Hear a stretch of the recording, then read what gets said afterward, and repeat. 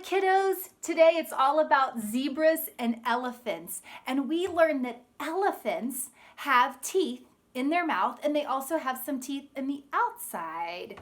They have these tusks here. Well, I have a question. What do you do to your teeth to keep them clean? You brush them, right? With some toothpaste and a toothbrush. Well, do you think elephants brush their teeth? They actually do, except they don't use a toothbrush and toothpaste like we do. They take their tusks and they will rub them up against a tree to keep them clean. They also will grow new tusks when these tusks get worn out. Well, I have a really cool science experiment called elephant toothpaste that I would like to try with you. Would you like to do it with me?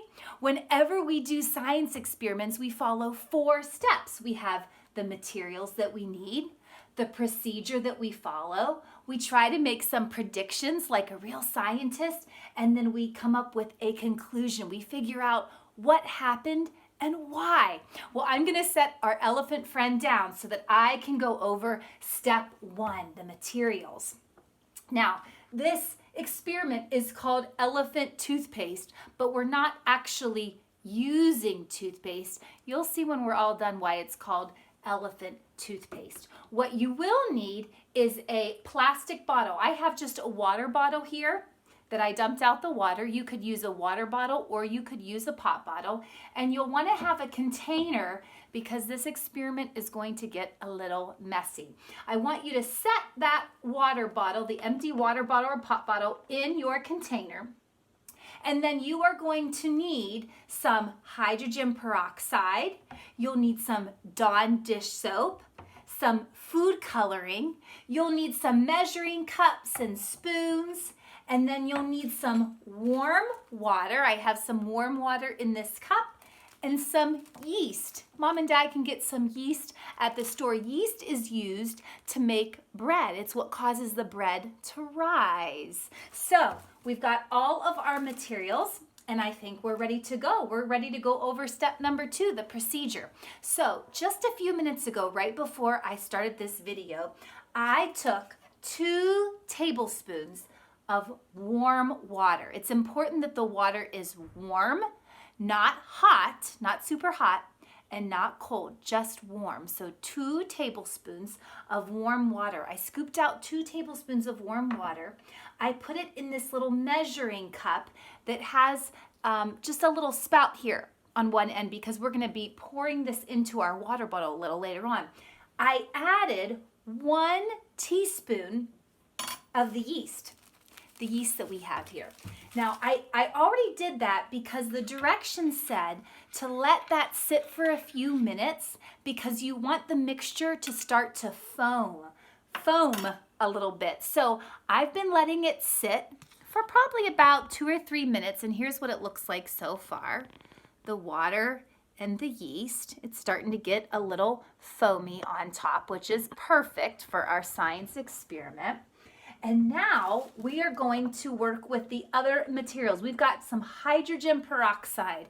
You may have used hydrogen peroxide to clean out a bad cut or boo-boo. We're gonna take this hydrogen peroxide.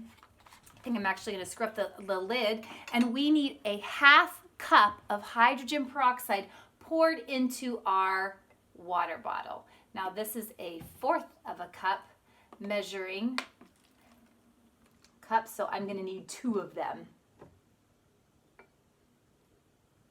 You need a 1/2 cup of hydrogen peroxide.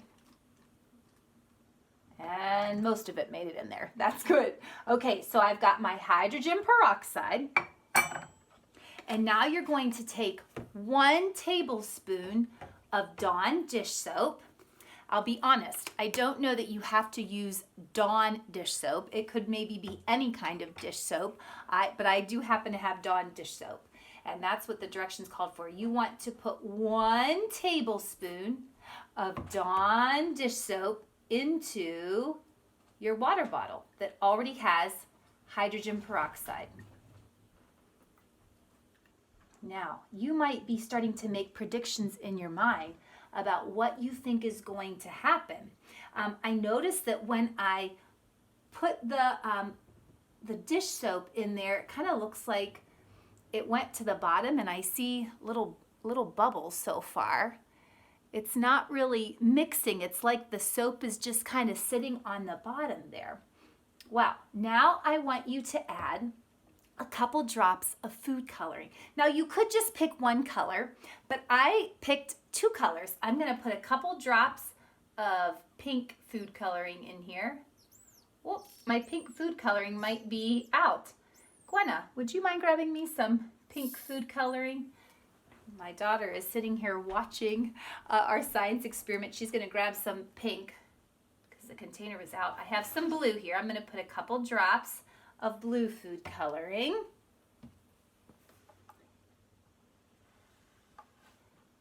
Gwenna, do you have that pink food coloring for us? We've got some red food coloring. That'll work just as good. We're going to put just a couple drops.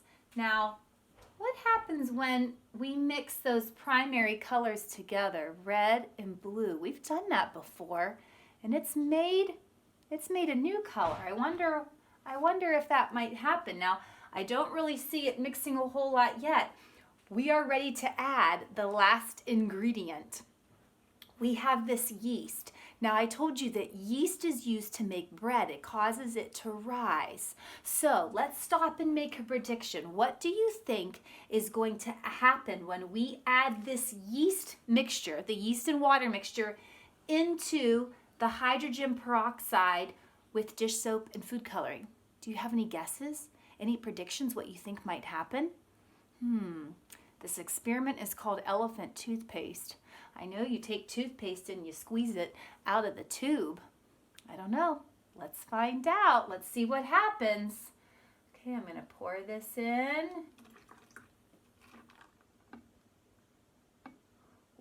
Oh, it's starting to rise. It's starting to come up. Let's watch. The mixture is starting to rise.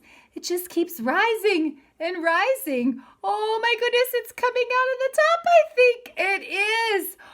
Oh my goodness. This kind of looks like our tube of toothpaste sometimes. If someone leaves the cap off, it just keeps running and running and running. Do you see it coming out? Oh my goodness, how cool is that? Wow.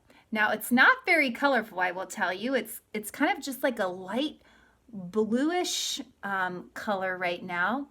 Maybe if I do this experiment again, I think I would add a little bit more food coloring.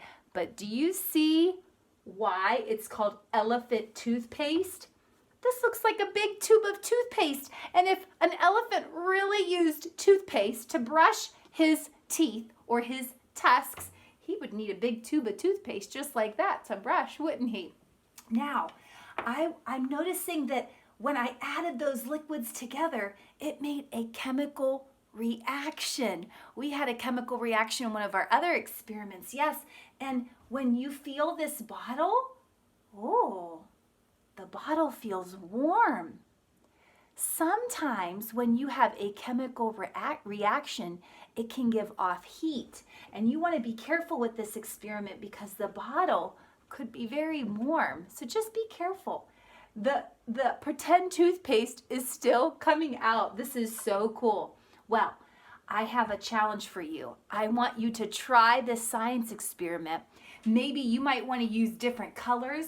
You might want to even try lining up a couple of these bottles and making a whole rainbow of toothpaste. That would be fun, wouldn't it? We'll have lots of fun making elephant toothpaste. See you later, kiddos.